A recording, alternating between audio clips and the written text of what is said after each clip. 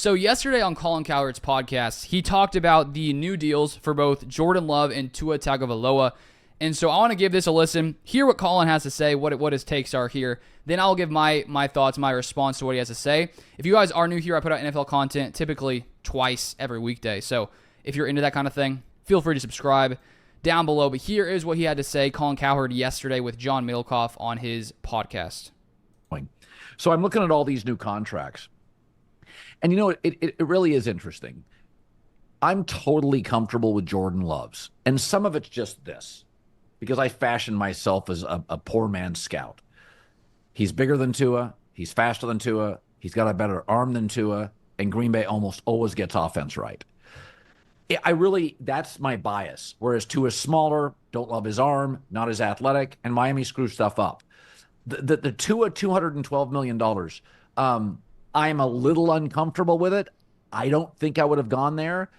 But I think to myself all the time what Jay Glazer once said, the worst great job in America is being a football coach, driving to the stadium knowing you're going to win 6 games. And if Tua's upright, you have a chance to win 11.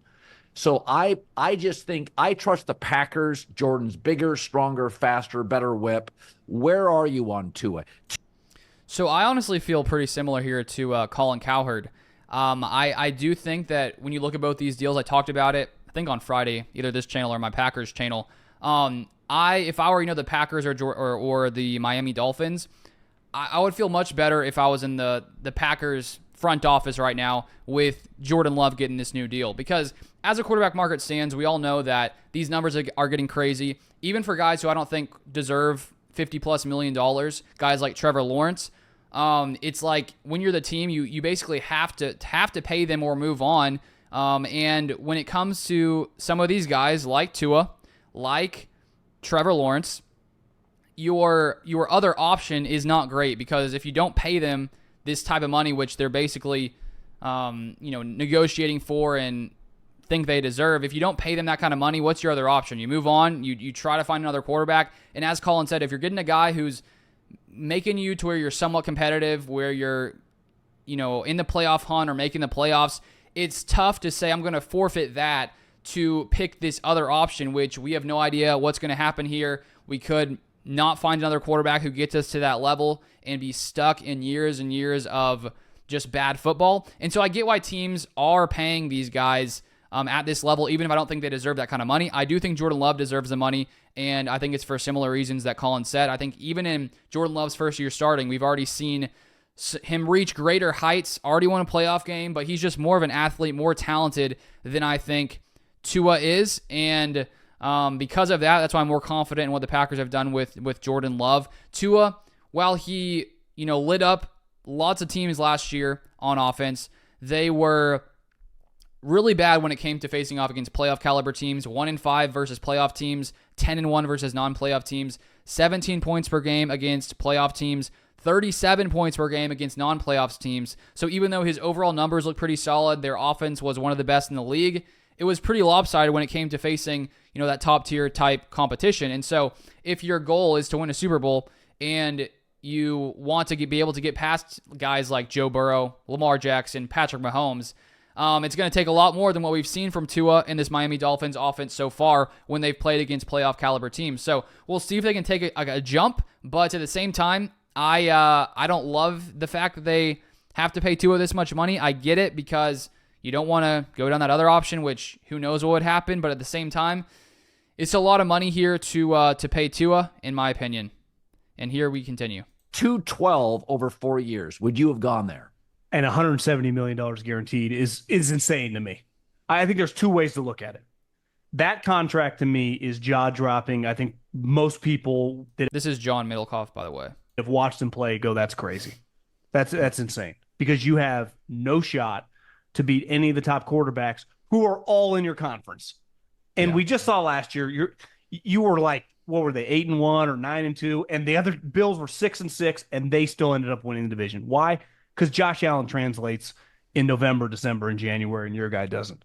But there is value in just being relevant and competing to make the wild card every year. Yes. So why can't we find some middle ground of, like, Alex Smith never made Peyton Manning, Aaron Rodgers, or Tom Brady money? but like he was getting Harbaugh and Andy Reid to the playoffs, and there was value in him. And now we've got to the point of like, well, you just got to make this much. Why? Why couldn't you just offer him Daniel Jones money? Like $90 million guaranteed. Cut that guarantee in half. Who are you bidding against? Like, the thing with Dak, if he hit the open market, other people would be interested. The Raiders would take him in a heartbeat. Like, and he's proven like every single year you can win 12 games. Tua, it still feels like, is he even that good? But he clearly, you could win with him. You have a good offensive coordinator. He's a good guy, like the character stuff. But his physical flaws, one, he's a relic. He's a true pocket quarterback, bad athlete relative. And I heard you. What was your analogy about the furniture with your quarterbacks? I like my quarterbacks like my furniture, big and hard to move. Okay, so the old school quarterbacks, anyone that's ever met one of these guys, Carson Palmer, Eli, or Peyton. Did you see the pictures of Peyton at Team USA practice standing next to all these guys that are 6'7" and 6'10"? Okay, so I'm going to stop that right here for a minute. He makes a good point, and as I had sort of talked about a second ago, that it's tough when you're having to pay these guys who I don't think are top five quarterback money, and I get the cap is always increasing, and so they give these contracts knowing that, okay, in 2-3 more years, the market could be up to $60-65 million. But I wonder at what point, some of these guys will actually get paid in comparison to how talented they actually are, because I wouldn't be shocked. Let's say we're 2 years down the line and the Jaguars, haven't had success, or the Dolphins haven't had success. They failed early in the playoffs. Our team's going to, think a little bit more before they give some more average quarterbacks, maybe in the 10 to 15 ranked range. Are they going to consider saying, okay, we'll pay you 45, but we're not giving you, 53? Are teams ever going to get to that point? And I guess it comes down to, the scarcity of quarterbacks and solid quarterbacks. And teams who don't have them are willing to do a lot to try to get them, just like we saw with the Browns a few years ago, giving Deshaun Watson, $230 million fully guaranteed.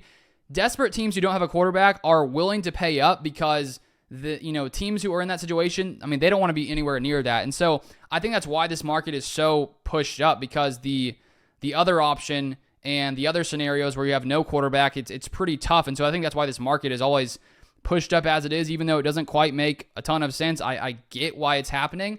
And so all in all, if I were the Packers, I'd be much happier today than if I were the Dolphins. That's just my take. I think Jordan Love's better. Tua does have more time in the NFL, more time starting in the NFL. But I think Jordan Love is a better talent, and we're going to see how these contracts play out as time goes forward. But that's all for today. If you want more NFL content, make sure you subscribe. You can follow me on Twitter, LukeBeller3, and I'll see you guys next time.